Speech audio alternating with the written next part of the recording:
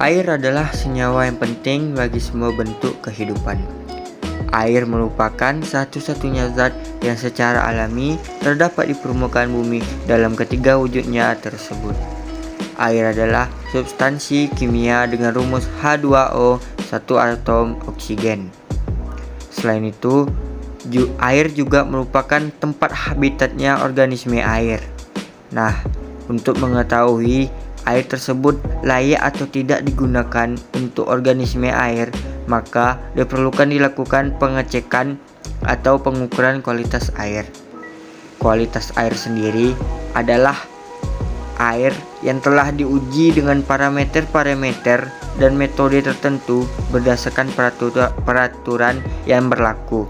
Kualitas air adalah suatu ukuran kondisi air yang dilihat dari karakteristik fisik, kimiawi, dan biologisnya.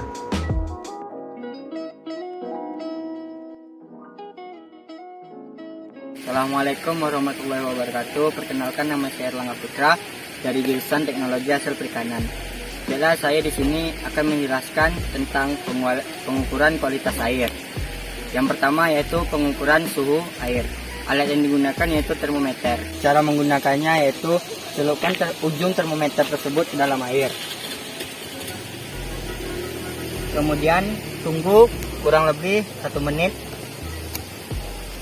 Setelah 1 menit, angkat termometer dan lihat berapa suhu derajatnya.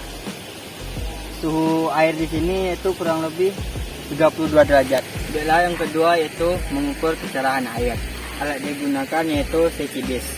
Ini tongkat seci dan ini piring seci. Cara menggunakan seci disk yaitu pertama, luruskan seci tersebut di permukaan air, kemudian masukkan perlahan-lahan hingga piring seci tidak terlihat. Hal ini bisa disebut dengan jarak hilang. Kemudian tandai.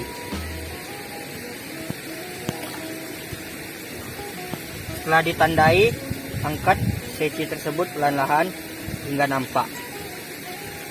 Kemudian bisa disebut juga dengan jarak tampak, lalu tandai. Setelah ditandai, angkat seci tersebut.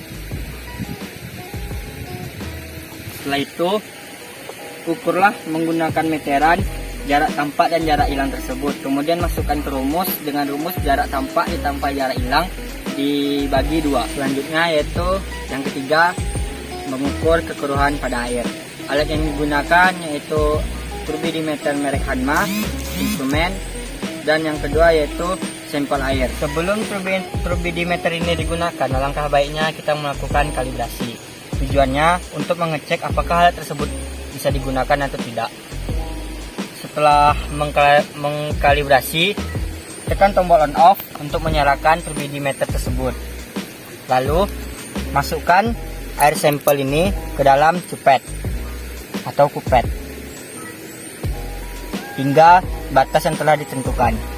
Setelah itu, letak kupet tersebut kembali ke turbidimeter, lalu tekan tombol read. Pada indikator tersebut akan muncul tulisan SIP atau sample in process.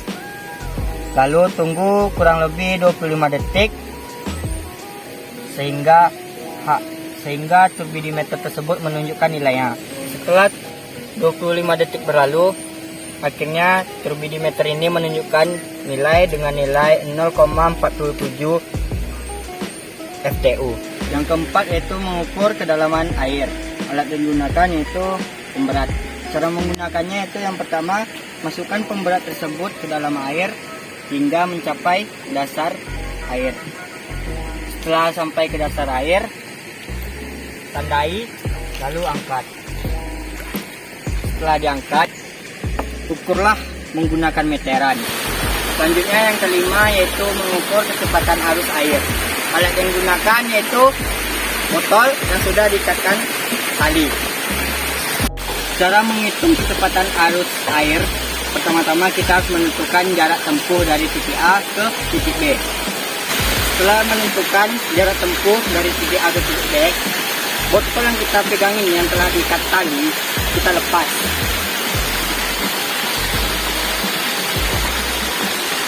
Setelah itu,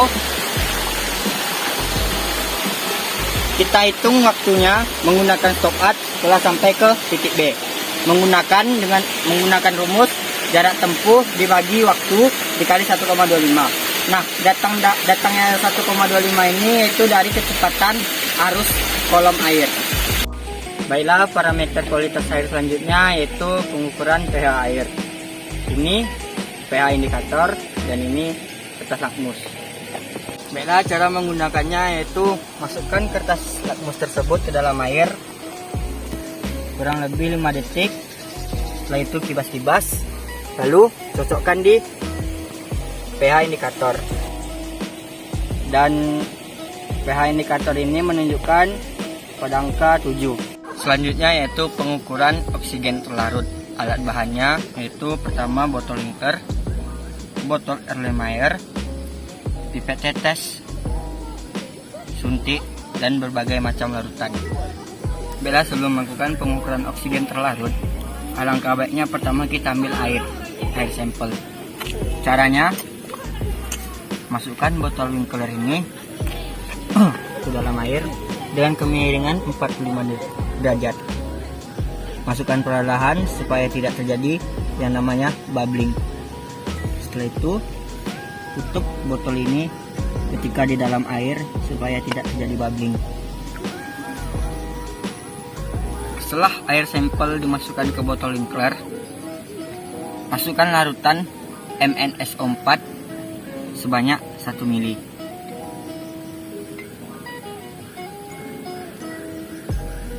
Setelah dimasukkan, guncang botol Winkler tersebut.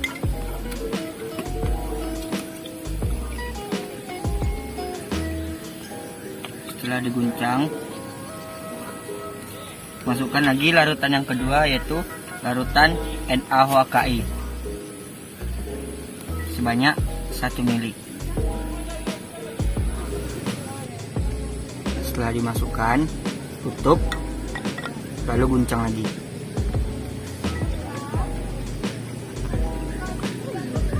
Setelah diguncang, masukkan larutan yang ketiga yaitu H2SO4 sebanyak 1 ml juga. Setelah itu, tutup, lalu guncang lagi. Setelah diguncang, lihat apakah ada endapan. Apabila terjadi endapan, larutan H2SO4 ini ditambah. Apabila tidak ada endapan, tidak perlu ditambah. Selanjutnya, pindahkan air sampel yang ada di botol Winkler ini ke dalam botol Erlenmeyer sebanyak 50 ml.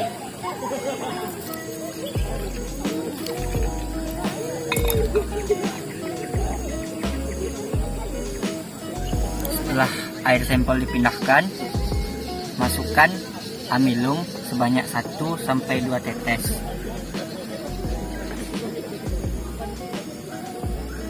Setelah dimasukkan, aduk.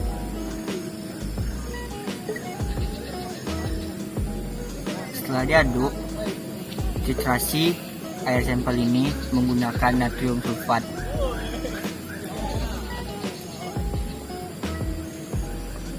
Lalu dimasukkan. Setelah itu diaduk. Setelah diaduk, lihat apakah warna air sampel ini sama dengan air yang di awal tadi. Apabila belum, tambah lagi natrium sulfatnya sampai dia benar-benar airnya berubah menjadi jernih atau kembali seperti semula. Dan jangan lupa untuk mencatat atau menghitung berapa mili yang digunakan. Setelah dimasukkan, lalu aduk. Setelah diaduk, lihat apakah terjadi perubahan pada air. Apabila air sudah sama warnanya dengan air seperti semula tadi, maka selesai. Selanjutnya yaitu pengukuran karbon dioksida bebas dalam air. Alat yang digunakan yaitu botol Lemaire, pipet tetes, dan suntik. Cara melakukan pengukuran karbon dioksida bebas dalam air, yang pertama yaitu botol air Lemaire ini diisi air sebanyak 50 ml. Usahakan tidak terjadi yang namanya aerasi.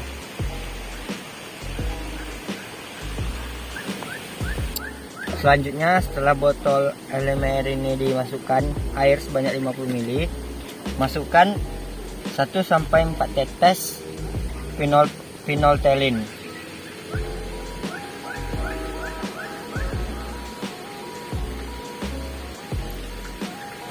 Setelah dimasukkan 1-4 tetes phenolphthalein tadi, lihat apakah warna air sampel ini berubah menjadi pink. Apabila berubah warna menjadi pink, maka tritasi tidak bisa dilanjuti. Apabila tidak berubah, tritasi bisa dilanjutin. Selanjutnya yaitu masukkan larutan Na2CO3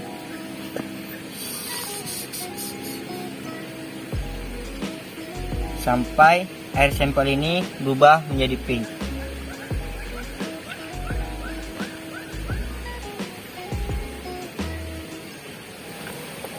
Setelah itu aduk sampai dia berubah warna menjadi pink. Setelah berubah warna menjadi pink, hitunglah berapa mili larutan Na2CO3 ini dan masukkan ke dalam rumus, yaitu CO2 sama dengan A dikali N dikali 22 dikali 1000 per V. Demikianlah penjelasan saya mengenai materi pengukuran kualitas air.